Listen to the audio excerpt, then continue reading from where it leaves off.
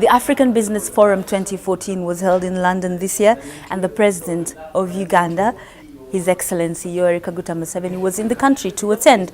And while he was here to attend this forum, we got the opportunity to speak to him. So here's the interview that we held with the President. Most countries in Africa these days have come out with a Vision 2020 about how they're going to develop their nations. What's our vision? Our vision is 2040 to make Uganda into an upper middle class income country. Upper middle class means about $10,000 per person per year. GDP per capita.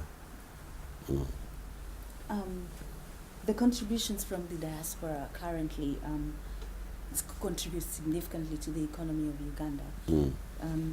In fact, it's 20% of the investments in Uganda come directly from remittances, but these remittances come mostly in the form of school fees. What would you suggest? What areas would you suggest the diaspora should get involved in Uganda, apart from just paying school fees for their children? Well,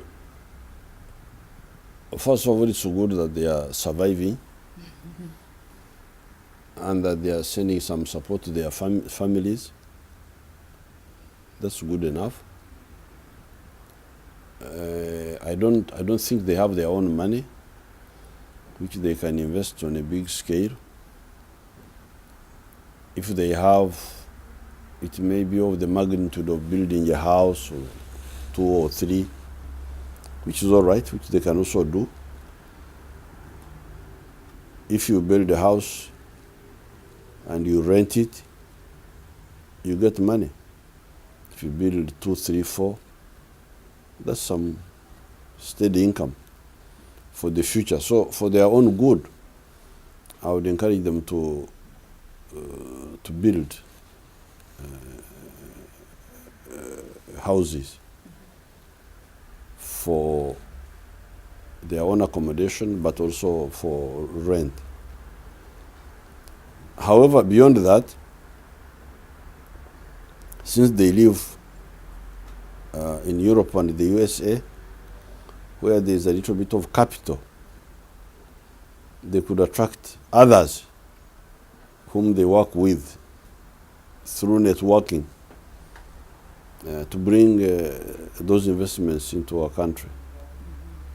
That could be their second role. Uganda's tourism earnings are projected to hit the 5.3 trillion shillings. With these figures,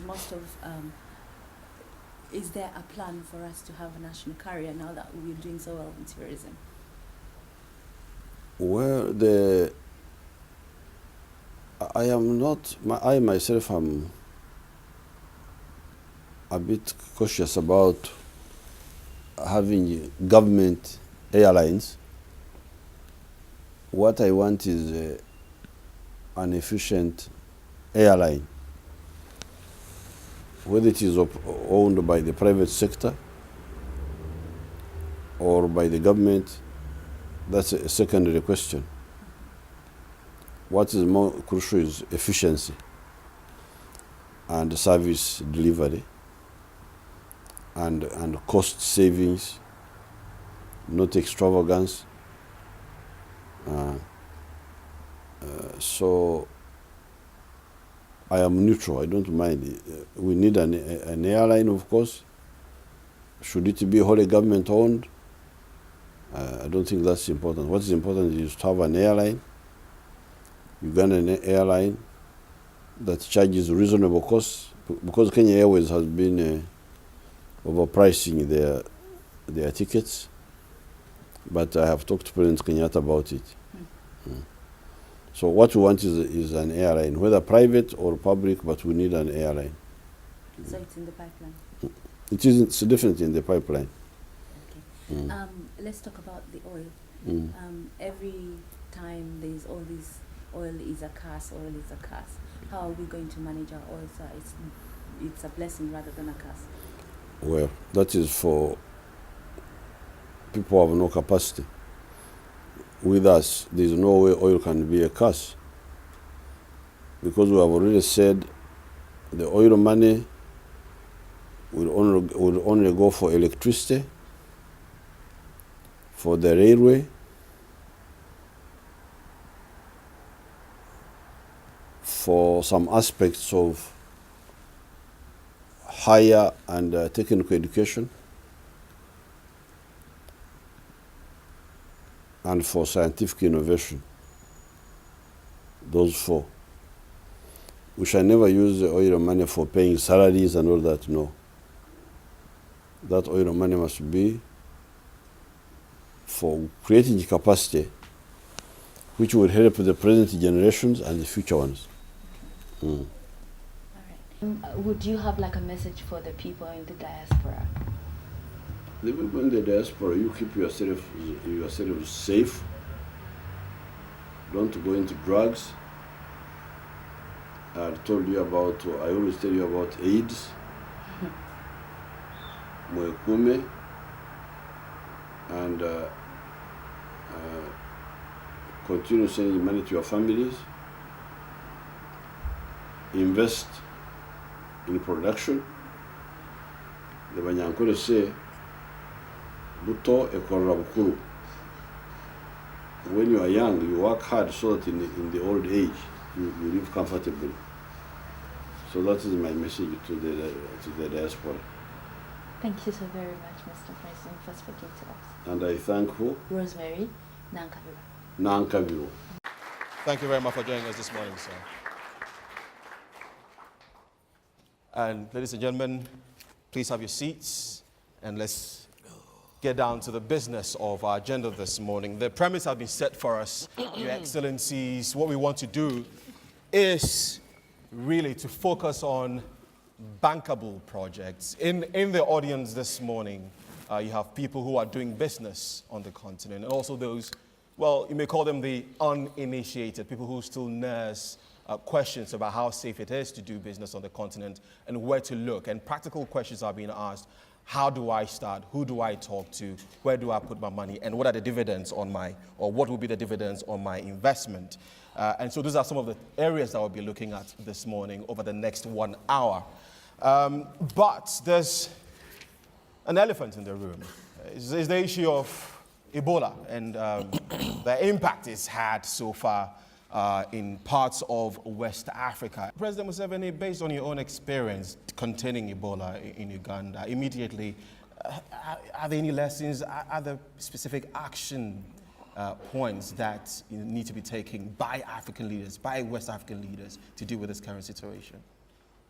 Well, as President Mahama said, we are veterans of defeating Ebola.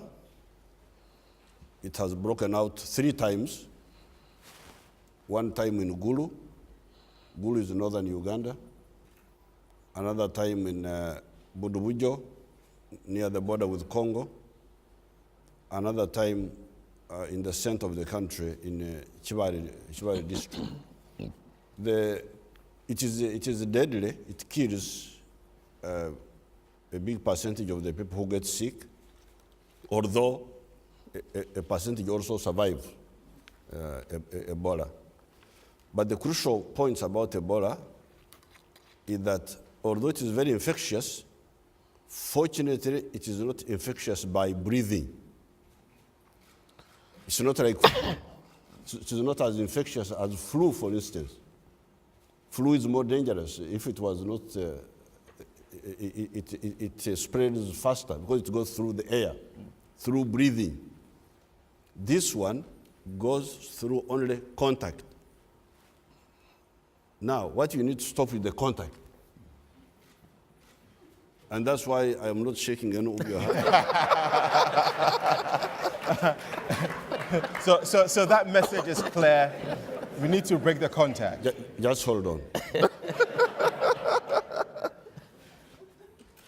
He refused to shake all of us this morning. Contact. My medical people have not clarified for me. They say contact when somebody has already started feeling the symptoms of sickness. That's what they say. It seems even if somebody is infected but has not started exhibiting the symptoms, he may not be infectious. So I said, now, that boundary, where is it? So that's why I said no shaking of hands.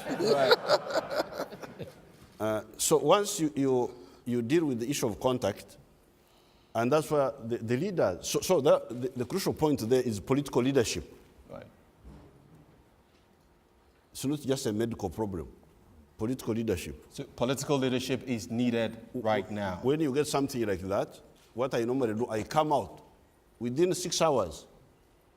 The Director General of Medical Services will ring me even in the night, tell me there is a big problem. The following morning, I will be on the radio.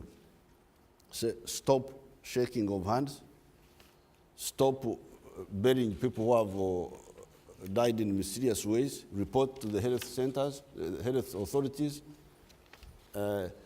So once you deal with the contact, the customs, which Mr. Mahama is talking about, this bathing dead bodies, all that must stop.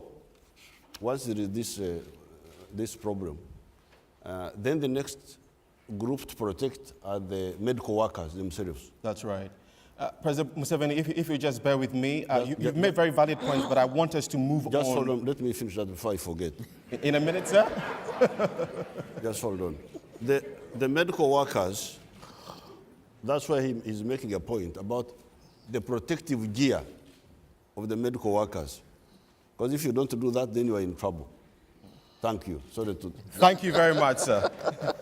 President Kagame. But to answer the question of whether you fellows you should fear coming to Africa because of Ebola, don't fear. Once we know how to control it, it is easy to control. It is actually the easiest to control. Business has got two kings. One king is market. The buyer, the one who buys what you produce. Because if you produce and nobody buys, you will be bankrupt. So that's one king. And we are telling you that Africa has got that king. Consumption in Africa is going up. We are 1 billion people, the whole of Africa. Our part is more than 500 million. So these are consumers. The middle class in Uganda is now 37% of the population, and it is growing. So that's one side of business. If you are a business person, you need somebody to buy from you. Secondly, the other king is the entrepreneur, the one who produces. So the consumer is there already.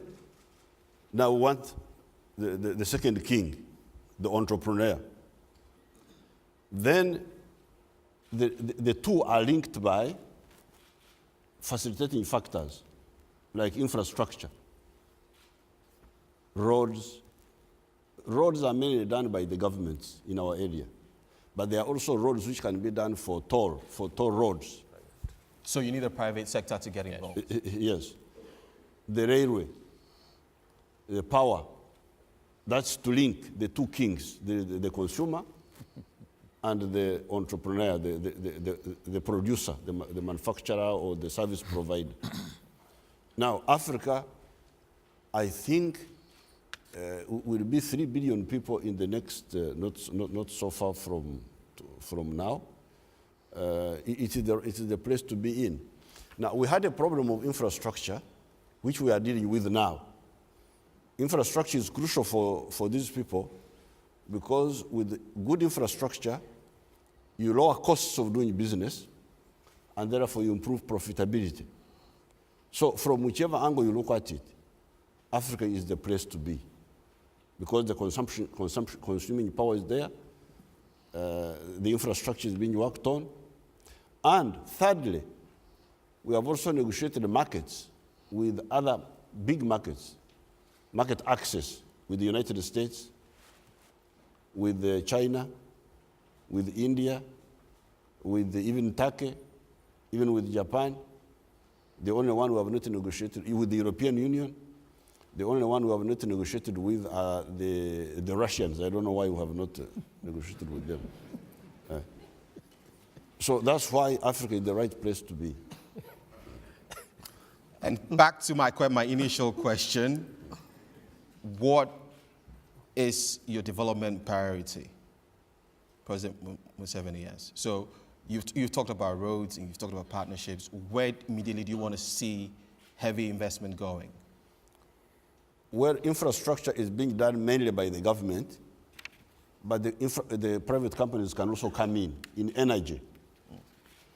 The only problem I've seen with energy is that when the private companies come in, they use borrowed money.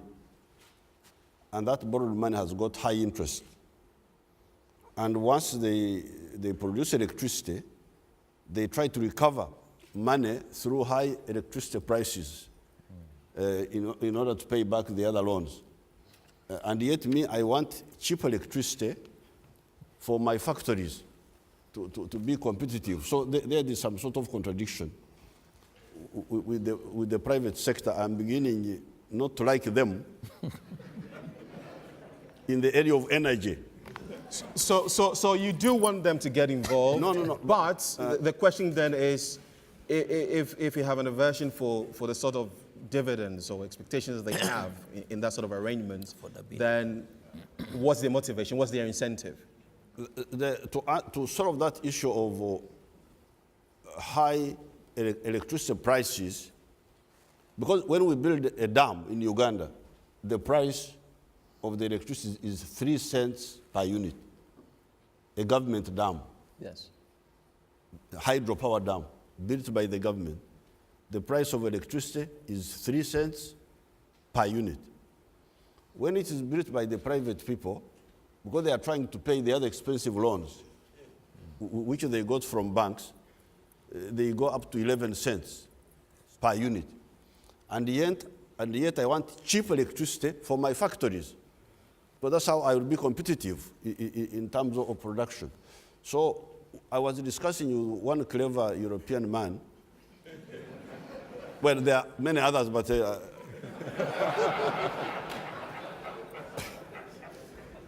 I happened to meet that one.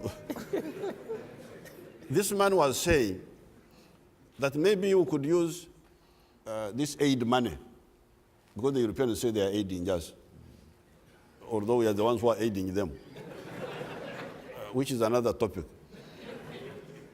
But this man was saying maybe aid money could be used to subsidize private electricity producers so that they charge low electricity prices.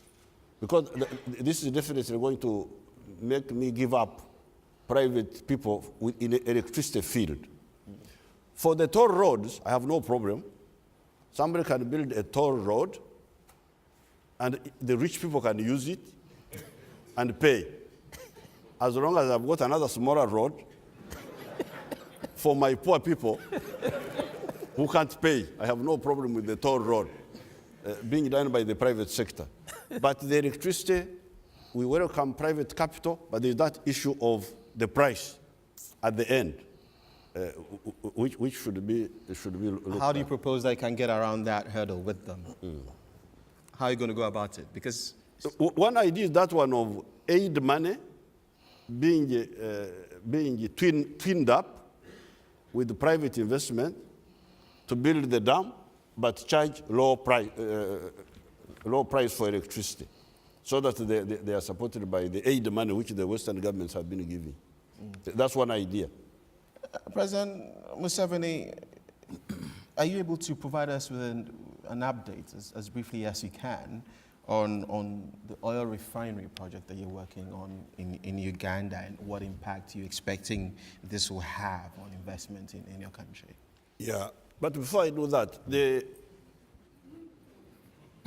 what these gentlemen and ladies should know is that the African economies have been growing at high rates, 6%, 7%, some of them 9%, some of them even 10%, in spite of the bottlenecks. in spite of lack of electricity or inadequate electricity, in spite of poor road transport, these economies have been growing at very high rates. So you can imagine what will happen if we solve the bottlenecks as we are doing now. I thought I should mention that. Now, your little $100 million, which you are talking about, For a start. is just a joke, because the demands are so much that little $100 million of yours, it may help me to build some more, because now I have a problem of producing a lot of maize, which I export unprocessed. I have a lot of fruits which are not processed.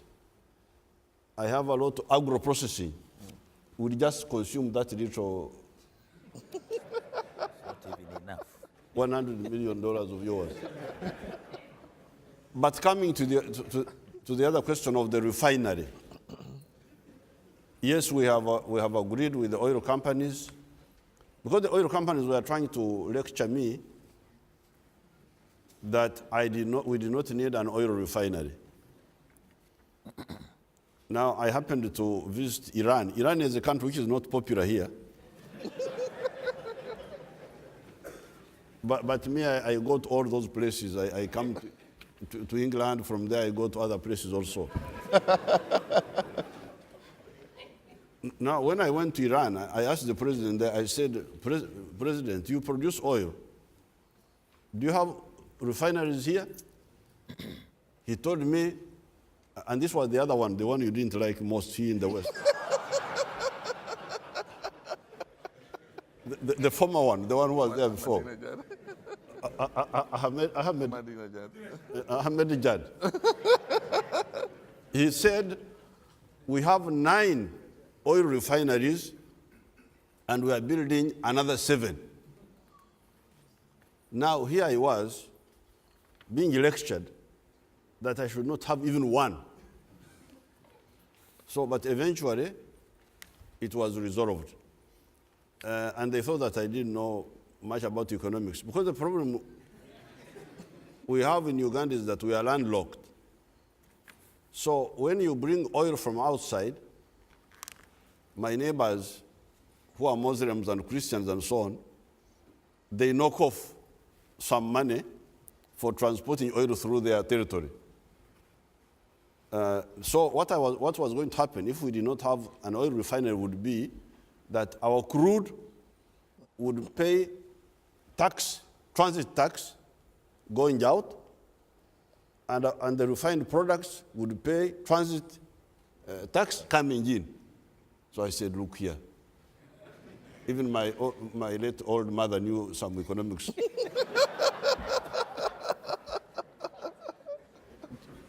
To see that this is not correct.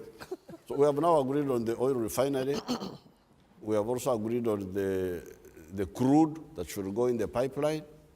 So I think we are moving very well now. We are now very friendly with the oil companies.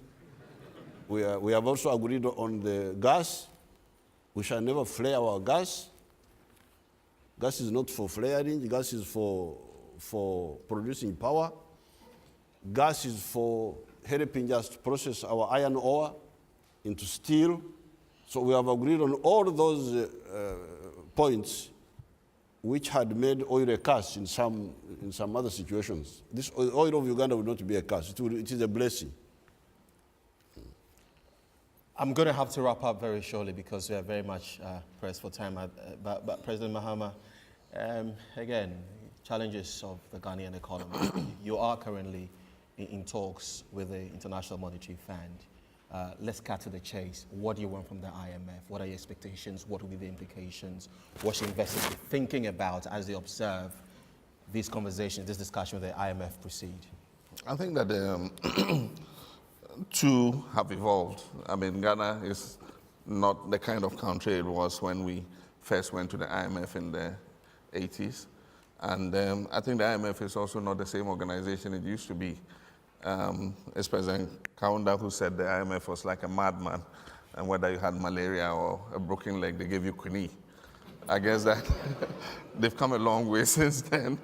And so we're looking to build a partnership that restores macroeconomic stability for us. That's key because private investment, wants to see that the macroeconomic environment is predictable and stable. So that's the first thing we're looking to do.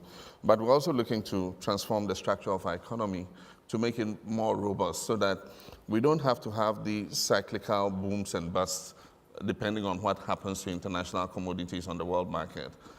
The current instability we're going through is partly because of the collapse of cocoa prices and gold prices, and those are our key exports. And so we suffered a loss of revenue of about $1.5 billion, in a space of about 1.5 years. And for an economy like ours, that is significant revenue. And so creating more pillars, on which our economy can stand is one of the things we're looking at, both in terms of opening up new sectors like the oil and gas sector. We're giving out more exploration licenses. And those are sectors better left to the private sector because they can leverage the investment to put in there. And so we're doing that. Energy and power, both the state and private sector are creating an environment where we all can invest. And of course, one of the major game changers for us is bringing onshore our own natural gas from the Jubilee field and the other fields that we've discovered. We've finished the processing plant, and we're going through the process of tying it in to the FPSO in the Jubilee field. That should bring some 120 million standard cubic feet of gas for power generation, can produce about some 500 megawatts of power. And it's critical for us because of the fluctuation in the operation of the West African gas pipeline. We had a lot of excitement when the pipeline was built, hoping that the abundance of Nigerian gas would flow through the pipeline to help all the 4 countries that were signed onto the pipeline to be able to generate. But the volumes have been very disappointing. And so bringing on our own gas would ensure some more energy security for us. As shortly we'll be breaking into the plenary sessions, and some of your delegates and business leaders will be talking about the opportunities that exist. A minute for all of you in wrapping up, basically summaries. What do you want them to bear in mind as they go into that plenary session? And as you return to your countries, what do you want to go away from here with it? Again, I'll start with you, President Kagame. Well, I very briefly say to the investors here in this room that invest in Rwanda, in East Africa, your money will be safe, you will have high returns, and the countries and our citizens will benefit and will develop together. So everything is there, already areas to invest, the framework that is provides conducive opportunities, and you are most welcome. Well, I'll just say that the taste of the pudding is in the eating. And why don't you take a look? Why don't you come to Africa and take a look? I mean, there's so many opportunities opening up. And just to say that Africa is not the same continent that people perceived it to be.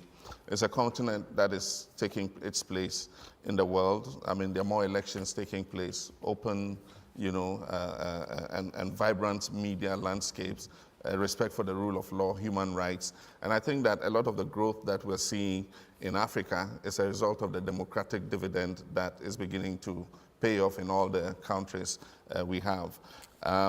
It's a continent that is made of 54 countries, and so often when you ask me if I know your friend in Kenya, I probably wouldn't know him because it's thousands of kilometers away from Ghana. But certainly, there's something good happening in Africa, and I think that investors all over the world must come and take a look. President Museveni, a minute. Come and invest in agro-processing. If you don't want agro-processing in Uganda, that is, or in any other part of Africa, but I'm talking about Uganda. Agro-processing for my maize, I have a problem there. My fruits, my other foodstuffs. Then invest in minerals, huge mineral potential, iron ore, nickel, adding value to them, apart from oil and gas. Invest in infrastructure, like some of the roads and the power, if we can solve the problem of price of electricity. In services, everything is there. And the cost of production in Uganda are going down because we are dealing with the infrastructure. So profitability for companies will definitely go up. I thank you. Thank you very much. Honorable Mizengo Penda. Well, for Tanzania, of course, as part of East Africa, there are a lot of things that we share.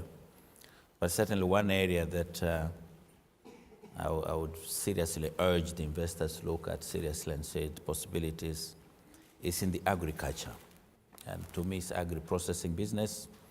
And the reasons are obvious. You see, we are leading people who are still dependent on land and agriculture for their livelihood, but also development.